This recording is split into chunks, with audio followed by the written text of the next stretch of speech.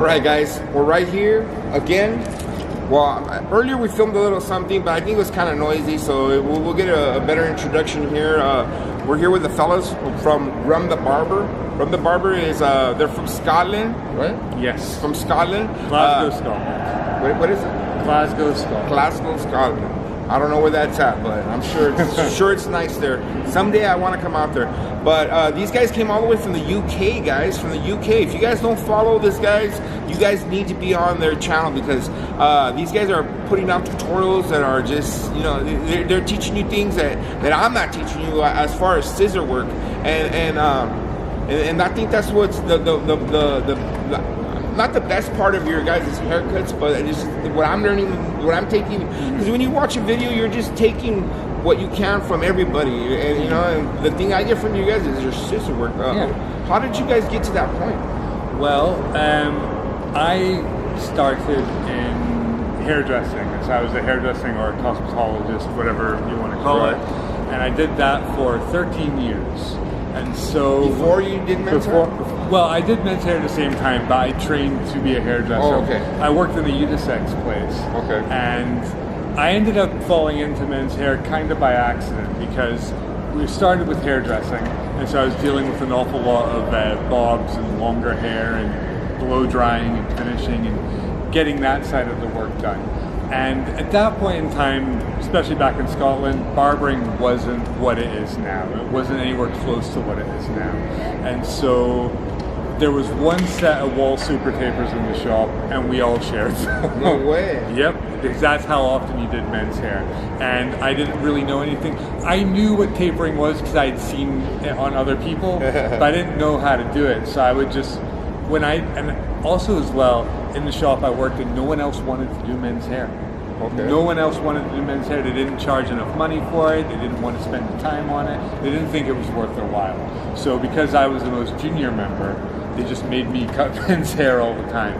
And so I gradually just picked up an interest in doing it and got good at it. Well, I thought I was good at it. Right. But then I went and spent more time learning how to do clippering and stuff like that, and I completely changed everything about how I cut hair now. How often do you cut women's hair now? You know what? I cut my mom's hair, I cut my sister's hair, and I cut my girlfriend's hair. And that's the three that I will The three major women in your life. The only three women in my life who can give me enough hassle to cut their hair. Yeah. Everybody else can go away. But no, I mean we have a lot of women that come into our shop just now for shorter styles. Yeah. So Rumbarber is basically a barbershop, not a salon anymore. No, it's not.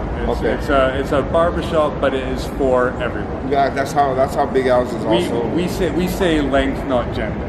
Right. Like, so if someone comes in and they've got masses of hair and they want to have like all put up and everything, we're not going to do that for them. Right. But if they come in with loads and loads of hair and they want to cut it all off, I'll do that for them in a heartbeat. Oh yeah, I don't me mind. too. Transformation cuts are the funnest, aren't they? They are. I love transformation cuts. That's super interesting because what videos do you think are your best ones? You know what? See, the things that we really like, they've got the least amount of views. Oh, right. So if I tell you that one of my favorite videos to watch on it is we've got a shave tutorial that we did a while ago. And it's probably, in terms of how our videos have progressed, it probably doesn't look anywhere near as good as the videos that we've done now. Now, right. And so if I had to do another one, I know how I would do it differently, but I really like doing shaving, so that's one of my favorite videos to do. I also really like, probably our first biggest video was when we went down to Salon International in London and did a review of we did like an unboxing, just getting of the cordless seniors when they came out. When they came out. And that was really good fun to do, to go somewhere and try and make a video. And we had been doing it for a little while at that point, but they were getting a little bit of traction. But when we got that, it was just a really good case of like, we got the clippers and we got the video done in time and put that out there, and then suddenly it all kind of picked up from there. So that's awesome. That's one of my favorite ones as well. But even just like the little ones that we put together, like some texturizing techniques or how to hold your scissors or something, I really like those base level simple. People can follow them. You know what I like about your videos? I like about your videos is I can listen to you tell me what you like about us all day. Thank you. You know, what I like about your videos is they're never too long. You know, like, and that's something I have in common with my videos is trying to keep them under 10 minutes. You know, and I notice your videos are all usually around 7, 6, 8. You know what I mean? Well, the thing with that is, especially with tutorials, I always feel like maybe we can start doing some shorter tutorials as well, because there's a few people that I watch their tutorials as well, in hairdressing, not within barbering. I watch plenty of barbering ones as well, but there's plenty of hairdressing ones. And there's a hairdresser in the UK called Lee Stafford, and he's got kind of like a big personality, right? And he's got a couple of tutorials online of doing longer hair, women's hair, and they're about half an hour or something, right? But the thing is, people are only going to watch that because it's Lee Stafford. It's a good haircut. There's nothing. It's a really good haircut. It's a very educational thing, and it makes everything really simple. But they're only going to spend half an hour plus watching something if you know that person, if it's got a personality attached to it. Now within YouTube, we've got a good amount of subscribers, and I'm very happy for everyone that watches it. But at the same time, I'm not famous.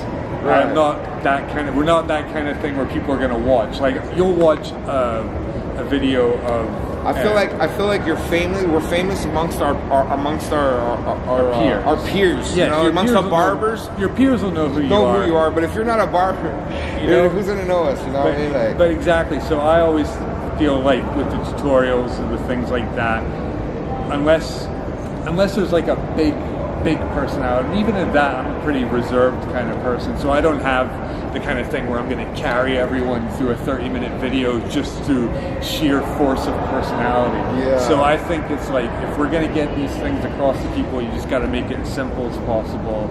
And also, so people's patience is so low now. You know, you've got like 30 seconds to get people involved in a video. Time retention, right? Yeah, that's the hardest part. And after that, how long can you retain them for? Exactly. You know? And are they going to stay with you after that? You know, you got to keep their interest too. I find that to be the hardest part of vlogging, is that you want to create content that's going to be relevant to them, so that they keep coming back. You got to make it good at the start, but then it also has to be good the whole way throughout, because otherwise they're just going to go. And then me myself too, when I vlog, is I try to have an ending at the end. You know, and sometimes I don't know. Sometimes my videos, I don't know if you notice, they just cut off.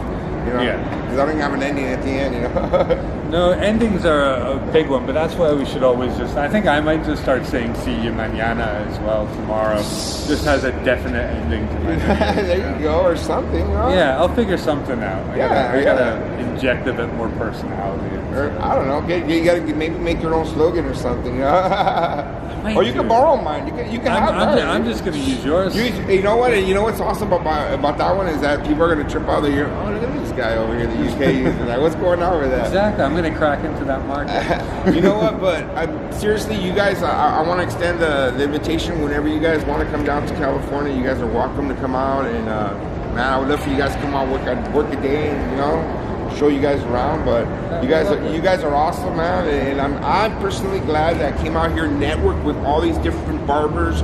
But you guys especially, because you and the Barber are my favorites on YouTube. Thank you very know, much. And I'll watch you guys all the time. But you know, it's a pleasure meeting you. Thank you very much. Pleasure was all mine. And if you guys want to follow them, make sure you guys go to Run the Barber on Instagram, and Run the Barber on YouTube, guys. All right. See you guys later. Mañana. Thanks very much for watching, guys, and as always, we will see you mañana.